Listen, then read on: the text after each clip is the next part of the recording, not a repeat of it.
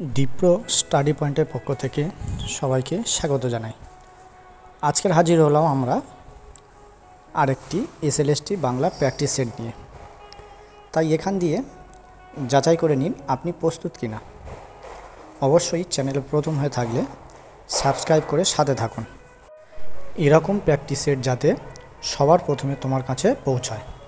যাই হোক, শুরু করব। আজকের প্রথম প্রশ্ন, মহাশ্বেতা দেবী প্রথম জীবনী গ্রন্থ যেটি 1956 সালে প্রকাশিত হয়েছিল। তো আশা করব তোমরা সবাই সব প্রস্তুত, তাই প্রশ্নের উত্তরটাও অপশানটাও তোমরা মনে মনে ঠিকই করে ফেলেছ।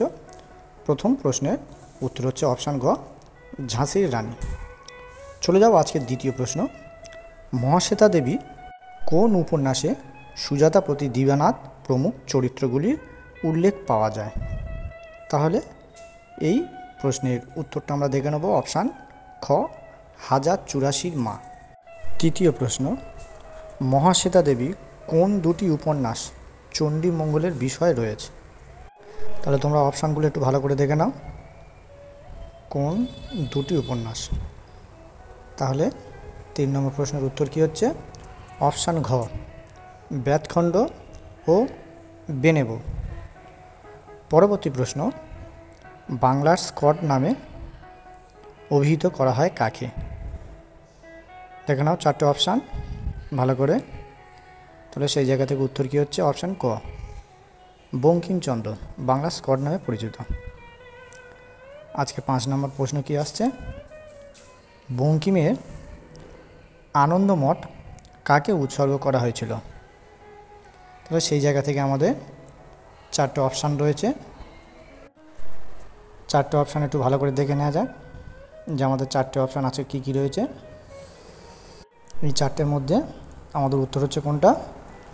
অপশান গ, দীনবন্ধু মিত্র। তাহলে আছে 5 নম্বর প্রশ্নের উত্তর হলো দীনবন্ধু মিত্র। 6 নম্বর প্রশ্ন কি বলছে, রূপরাম চক্রবর্তী কার পৃষ্ঠপোষকতায় ধর্মমঙ্গল কাব্য রচনা করেন? তাহলে ক, খ, গ, ঘ 4টে যে অপশান রয়েছে তার মধ্যে আমাদের উত্তর হচ্ছে অপশান ক, রাজা গণেশ। রাজা গণেশ হলো 6 নম্বর প্রশ্নের উত্তর। তাহলে পরবর্তী আমাদের 7 নম্বর প্রশ্ন, মঙ্গল কাব্য ধারার বিপ্রদাস পিবলাইয়ের কাব্যের নাম কি? তাহলে কি বলছে দেখে নেবো আমরা সেই জায়গা থেকে, পদ্মপুরাণ।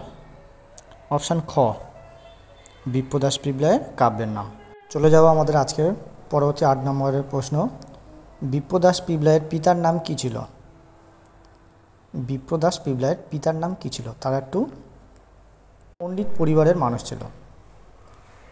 তাহলে সেই জায়গা থেকে উত্তরটা আমরা দেখে নেব কী হবে, তা হতে পারে হ্যাঁ অপশান ক, মুকুন্দ পণ্ডিত ছিল বিপ্রদাস পিবলাইয়ের পিতার নাম। আজকে আমাদের পরবর্তী প্রশ্ন 9 নম্বরে, গিরিশচন্দ্রের প্রথম পৌরাণিক নাটকের নাম কি? তাহলে এর নাম কি হচ্ছে? অপশান ঘ, রাবণ বধ। চলে যাব 10 নম্বরের প্রশ্ন, নির্ঝরের স্বপ্নভঙ্গ কবিতাটি রবীন্দ্রনাথের কোন কাব্যগ্রন্থের অন্তর্গত? নির্ঝরের স্বপ্নভঙ্গ কবিতাটি রবীন্দ্রনাথের কোন কাব্যগ্রন্থের অন্তর্গত হচ্ছে? তাহলে হ্যাঁ তোমরা সবাই ভেবে নিয়েছো মনে মনে, অপশান ক, প্রভাত সঙ্গীত। 11 নম্বর প্রশ্ন কি হচ্ছে, রবীন্দ্রনাথ তার সোনার কাব্যটি কাকে উৎসর্গ করেছিল বা কাকে উৎসর্গ করেছেন? তাহলে তোমরা ভেবে নাও উত্তরটা মনে মনে, ভালো করে অপশানগুলো দেখে নে। কী হচ্ছে? অপশান গ, দেবেন্দ্রনাথ ঠাকুর। তারপর আজকে 12 নম্বর প্রশ্ন কি হচ্ছে, আরগাসের ক্যাডিল্যাক গাড়ি কটি রয়েছে? কটা আরগাসের ক্যাডিল্যাক গাড়ি রয়েছে? 4টে অপশান একটু ভালো করে দেখে নিচ্ছি আমরা। তাহলে কোনটা উত্তর হচ্ছে? তোমরা সবাই যেটাই ধরেছো, অপশান ঘ, 4টে ক্যাডিল্যাক গাড়ি রয়েছিল আরগাসের। তিনি ছিল একজন জাদুকর, চিলিয়ান জাদুকর। চলে যাব আমাদের পরবর্তী প্রশ্ন, স্বর্ণপর্ণী গল্পটি কোন পত্রিকায় প্রথম কবে প্রকাশিত হয়? জায়গা থেকে দেখে নেব আমাদের 4টে অপশান ভালো করে। অপশান ক, আনন্দমেলা পূজা বার্ষিকী 1397। ক বলছে শারদীয়া দেশ পত্রিকায় 95, শারদীয়া সন্দেশ 90, সন্দেশ সেপ্টেম্বর 86। তাহলে সেই জায়গা থেকে আমাদের 13 নম্বর প্রশ্নের উত্তর কি হচ্ছে? হ্যাঁ, অপশান ক, আনন্দমেলা পূজাবার্ষিকী 1397 সাল আমাদের 13 নম্বর প্রশ্নের উত্তর। তবে পরবর্তী প্রশ্নে যাওয়ার আগে সমস্ত ভিউয়ার্সদেরকে অবশ্যই বলবো যে দেখা পাচ্ছ তোমাদের জন্য প্রশ্ন কত কষ্ট করে কালেকশান করে সংগ্রহ করে তবে সেট আকারে বের করা হচ্ছে। তাই চ্যানেলে নতুন হয়ে থাকলে অবশ্যই সাবস্ক্রাইব করে সাথে থাকো। পরবর্তী 14 নম্বর প্রশ্ন কি বলছে? প্রফেসর শঙ্কুর প্রথম আবিষ্কার কোনটি? তাহলে চারটের মধ্যে কোনটা উত্তর হচ্ছে আমাদের অপশান? কোন অপশানের উত্তরটা হবে আজকের আমাদের 14 নম্বর প্রশ্নের উত্তর কি হচ্ছে তাহলে? হ্যাঁ, অপশান ঘ, মিরাকিউডল। চলে যাব 15 নম্বর প্রশ্ন, শঙ্কুর মালির নাম কি ছিল? সেই জায়গা থেকে আমরা দেখে নেব অপশান গ, হরকিষাণ। পরবর্তী 16 নম্বর প্রশ্ন কি বলছে? পথের পাঁচালী উপন্যাস কোন পত্রিকায় প্রকাশিত হয়? তাহলে কোন পত্রিকায় তোমরা ভেবে নাও।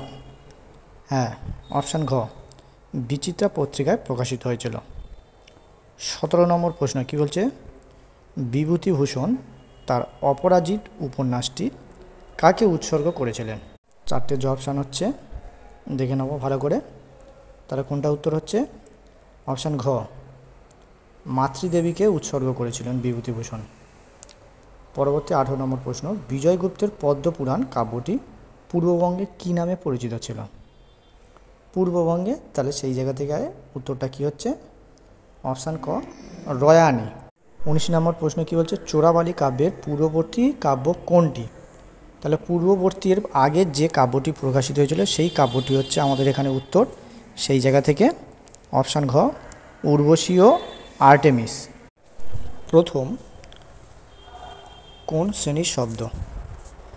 চারটে অপশান দেখে নেব, তৎসম, অর্ধ তৎসম, দেশীয়, তদ্ভব। তার মধ্যে আমাদের উত্তর কোনটা হচ্ছে? হ্যাঁ, তোমরা সবাই যেটা ধরেছো অপশান ক, তৎসম। পরবর্তী প্রশ্ন কি বলছে? অপশান কতে ক্ষিরদাদ, চণ্ডক, কান্তি ও ভাদু। তাহলে সেই জায়গা থেকে আমাদের উত্তর কি হচ্ছে? অপশান ঘ, ভাদু। পরবর্তী প্রশ্ন কি বলছে? অপরাজিত উপন্যাসে প্রথম নাম কি? তাহলে সেই জায়গা থেকে আমাদের উত্তর কি হচ্ছে দেখে নেব। যে চারটে অপশান রয়েছে কোনটা হচ্ছে? হ্যাঁ, আলোর সারথি। অপরাজিত উপন্যাসের প্রথম নাম কী হলো? তাহলে আলোর সারথি। পরবর্তী প্রশ্ন আমাদের 21 নম্বর 21 দাগের প্রশ্নটা ডবল হয়ে গিয়েছে। পরবর্তী প্রশ্ন কি বলছে? 22 দাগে, শঙ্কর বিভূতিভূষণের কোন উপন্যাসের চরিত্র? তাহলে কোন উপন্যাস হতে পারে? আমাদের যে চারটে অপশান হয়েছে চারটের মধ্যে আজকে প্রশ্নের উত্তর হচ্ছে হ্যাঁ, অপশান গ, চাঁদের পাহাড়। চাঁদের পাহাড়ের উপন্যাসের প্রধান চরিত্র হচ্ছে, প্রধান তথা অন্যতম চরিত্র হচ্ছে শঙ্কর। পরবর্তী প্রশ্ন 23 দাগে, বাংলার শেলী নামে কে পরিচিত ছিল? বাংলার শেলী, তাহলে ভেবে নাও কোনটা উত্তর হচ্ছে? হ্যাঁ, আজকের আমাদের 23 দাগের প্রশ্নের উত্তর হচ্ছে অপশান খ, রবীন্দ্রনাথ ঠাকুর তাকে বাংলার শেলী বলে পরিচিত। 24 নম্বর প্রশ্ন কি বলছে? খেয়া কাব্যগ্রন্থের প্রকাশকাল। খেয়া কবে প্রকাশিত হয়েছিল? তাহলে যে চারটে অপশান হয়েছে একটু আমরা দেখে নিচ্ছি চারটের মধ্যে, তাহলে উত্তর কোনটা হচ্ছে?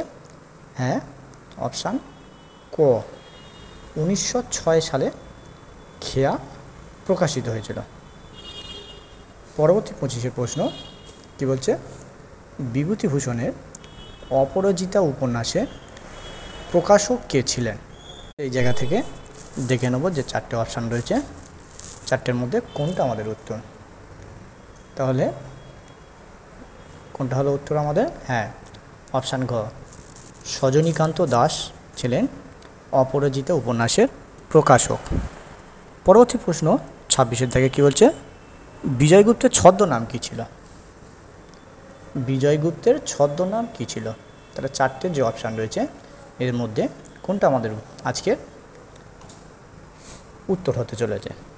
তাহলে সেই জায়গা থেকে হ্যাঁ, অপশান খ রাধানাথ। রাধানাথ হচ্ছে বিজয়গুপ্তের ছদ্মনাম। পরবর্তী যে প্রশ্ন 27 দাগে কী বলছে, ইতিহাসে বিজয়গুপ্ত যুগ সন্ধিক্ষণের কবি, এই মন্তব্যটি কে করেছে, অর্থাৎ এই কথাটি কে বলেছে। দেখে নেবো ভালোভাবে আমাদের আজকে যে 4টে অপশান, যে 4টে অপশানের মধ্যে কোনটা আজকের আমাদের 27 নম্বর প্রশ্নের উত্তর। কোনটা হচ্ছে তাহলে, হ্যাঁ অপশান গ ডক্টর ভূদেব চৌধুরী, 27 দাগের প্রশ্নের উত্তর। চলে যাব আজকের পরবর্তী প্রশ্ন, বুদ্ধদেব বসু তার নতুন পাতা কাব্যটি কাকে উৎসর্গ করেছিলেন।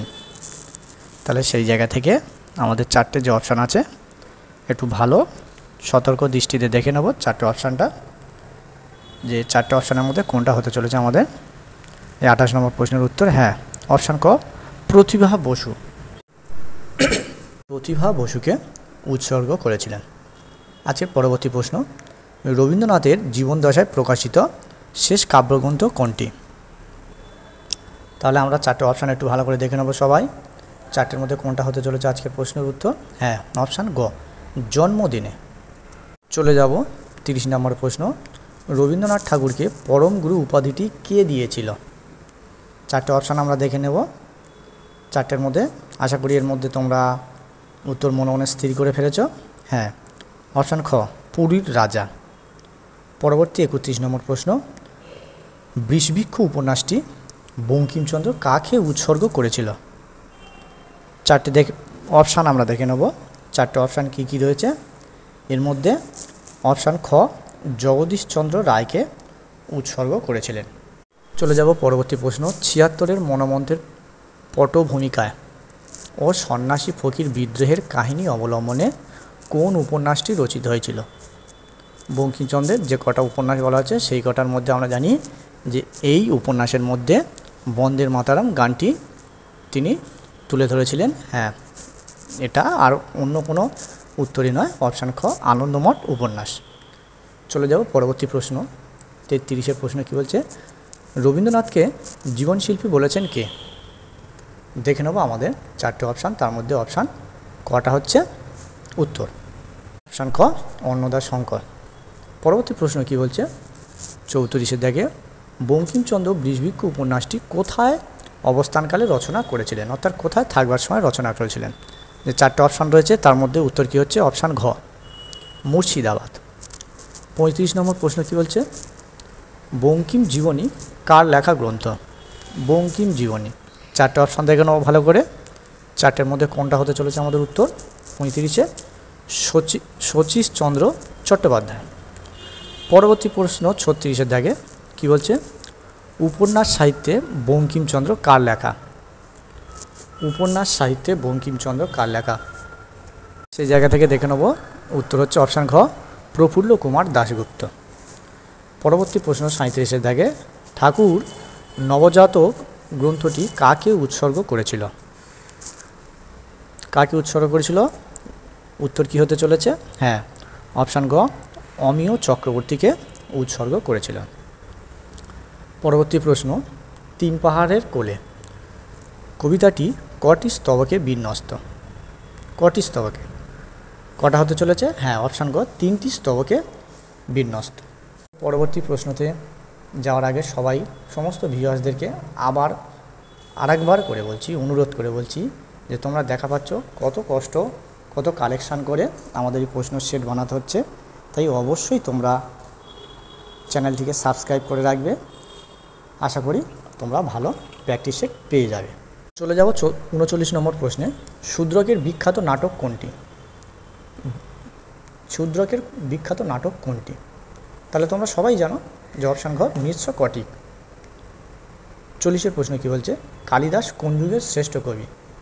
কালিদাস মহাকবি কালিদাস, যিনি একসময় মহামূর্খ নামেও পরিচিত ছিল শোনা যায়। এর মধ্যে উত্তর কোনটা হচ্ছে, হ্যাঁ অপশান খ গুপ্ত যুগের কবি ছিলেন। পরবর্তী প্রশ্ন কী বলছে, কোনটি প্রাচীন ব্যাকরণ গ্রন্থ বা বই। তাহলে সেই জায়গা থেকে সবাই জানি যে পাণিনি রচিত অষ্টাধ্যায়ী, অপশান ঘ। পরবর্তী প্রশ্ন 42-এ দেখে বলছে, সিজার কাকে স্টাইলাস দিয়ে আঘাত করেছিল? আমরা কি জানি? অপশান ঘ কাসকা। পরবর্তী প্রশ্ন 43-এ কী বলছে? সসৈন্যে সাজেন আজি জুজিতে আপনি। এখানে আপনি বলতে কাকে বোঝানো হয়েছে? তাহলে সেই জায়গা থেকে উত্তর কী হচ্ছে? অপশান খ রাবণ। 44-এর দেখে প্রশ্ন কী বলছে? চৈতন্য কার টোলে পড়াশোনা করেছিল? কার টোল হবে সেই জায়গা থেকে? হ্যাঁ, অপশান গ গঙ্গাদাস পণ্ডিত। 45-এর প্রশ্ন কী বলছে? কেতকাদাসের কাব্য পূর্ববঙ্গে কী নামে পরিচিত ছিল? কেতকাদাসের কাব্য পূর্ববঙ্গে যে কী নামে পরিচিত ছিল? তাহলে এই চারটে অপশানের মধ্যে অপশান গ ক্ষেমানন্দী। পরবর্তী প্রশ্ন কী বলছে? বালিগঞ্জ ক্লাবের ট্রেনার কে ছিলেন? বালিগঞ্জ ক্লাবের ট্রেনার যে চারটে অপশান বলছে সেই জায়গা থেকে একদম শেষ অপশান ঘ প্রণবেন্দু বিশ্বাস ছিলেন বালিগঞ্জ ক্লাবের ট্রেনার। 47-এর প্রশ্ন কী হচ্ছে? সমাস নির্ণয় করতে হচ্ছে বৃষ্টি ধৌত। এটি কোন সমাস?